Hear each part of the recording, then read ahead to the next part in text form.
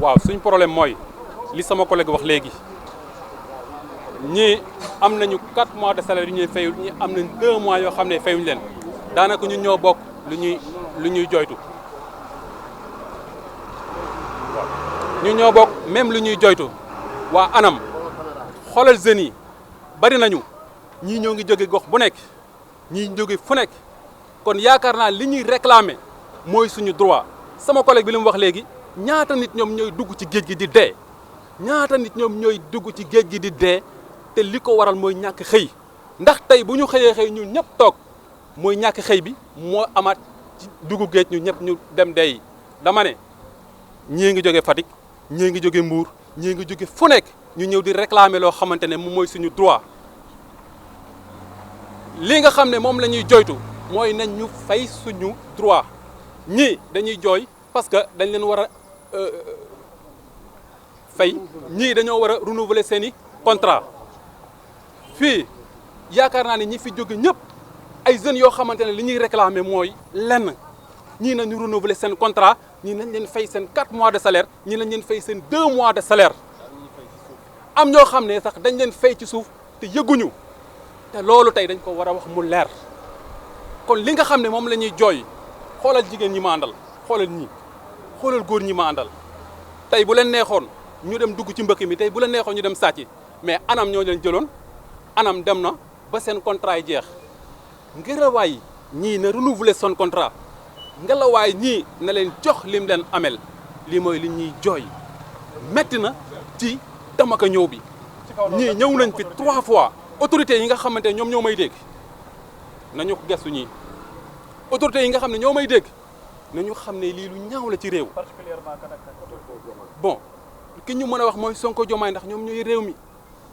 te li ñu waxoon mooy jeunes yi nii seen njaboot lañ jeunes yi nekk ci ginnaaw seen njaboot lañ ñoom ñoo leen bokk jur ndax tey war na noo nekk fii di joytu loo xamante ne Diomaye dégg na ko Sonko dégg ko te waru ñoo mën a dimbali ci loolu noonu ba kañ te bu ñu delloo nii lañ koy déggaat te nag bañun ci dara de fii ba ñuy jot suñu ak ak suñu yelleef bu jaree taal la ñuy taal bu jaree ñu reyante dañ koy reyante li ma leen wax nañ ko jàpp muy lu leer xoolal fii duñ ko fi jóge mukk saa yu ñu gisul suñu salaire danañ dellusiwaat suñu gisul li ñuy laaj dañuy fi dellusiwaat lu mu laaj dañ koy joxe kaso moom jombul kenn ci ki nga xam ne day réclamer droit am bu fekkee day jar sax ñu dem kaso ngir lan ngir jot li nga xam ne moom la ñu moom jar na ko en tout cas daal kenn ci ñun ko dem kaso ngir dafa sàcc mais jar nañu dugg kaso ngir li ñuy réclamer léegi nag ñoom nañu xool lu mu leen gënalee ay jeunes lañ yoo xamante ne ay njaboot lañ yor ñii ñëpp ñoo yor soxna ñii ñëpp dañoo yor jabar xoolal ñii nii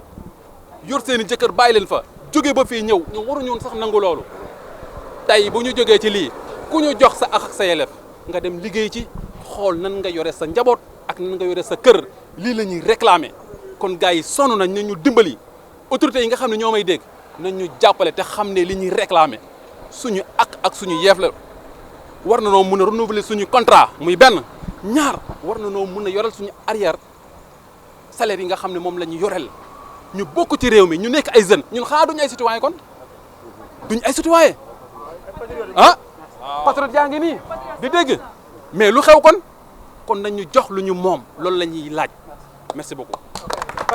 C'est Agence nationale de protection maritime. Nous, notre but est de protéger le littoral et le domaine maritime. C'est ça qui nous amène à aujourd'hui représenter ici pour parler de notre doléance. Nos doléances, c'est qu'on était sous des contrats. On est plus de 2500 agences de ANAM. On ne peut pas, en demandant, on ne peut pas bloquer ces contrats, sachant qu'on a nos frères qui prennent les Barsac. Quand on était là, il y a 4 mois en arrière, il n'y avait pas beaucoup de vagues qui allaient en Espagne. Mais après, on a eu à couper nos contrats. C'est à ce moment-là qu'il y a eu des vagues de jeunes qui prennent les pirogues pour partir en Espagne. Donc nous, on a une utilité à l'intérieur de ANAM, Agence nationale de protection maritime, parce qu'on est les sentinelles qui veillent la nuit, les heures, les secondes et les semaines au bord de la plage. Wow. Et que quand nous, on était là-bas, on était des gardiens. On voyait tout ce qui paraît. Et aussi, on arrivait à distraire certains gars qui avaient l'ambition de sortir du pays. Donc depuis lors, on a arrêté nos contrats. Il y a eu des arriérés de salaire et on est nombreux. On est des familles, on donne des dépenses. On fait partie du coût social, on verse nos IPM à l'intérieur de l'impôt. Donc qu'il y ait un respect mutuel entre nous et notre directeur. C'est vrai, il y a des remaniements, il y a des changements, il y a des passations de services. Mais nous, on ne peut pas nous éliminer pendant 4 mois sans percevoir nos salaires. Et on est sous contrat. Qu'est-ce que vous voulez exactement? Nous, ce qu'on veut, on veut un renouvellement et un rétablissement de nos droits et de notre cause qui est Agence nationale de protection maritime qui défend les causes du littoral. Surtout les COP21 qui arrivent à nous dire qu'actuellement, on doit être sur cette lancée-là. Cette lancée-là doit être écologique parce que nous, on a une bras de mer qui va jusqu'à Ziguinchor, qui va jusqu'à Dakar, jusqu'au Cap. Et c'est à ce moment-là qu'on doit protéger notre mer. Parce qu'on est dans une bataille maritime qui existe, comme ça se passe dans le Dniepr et le détroit de Gibraltar et la Méditerranée. Oui. Et que dites-vous aux nouvelles autorités? Ah, moi, mes nouveaux autorités qui sont Sonko et Diomaye, tous les jeunes qui sont là, c'est des patriotes. Bien vrai qu'on a travaillé sur cette magistrature qui vient de partir, mais nous tous, on est des patriotes. On a été sur le champ de bataille, on a été sur le terrain, même moi que vous voyez là.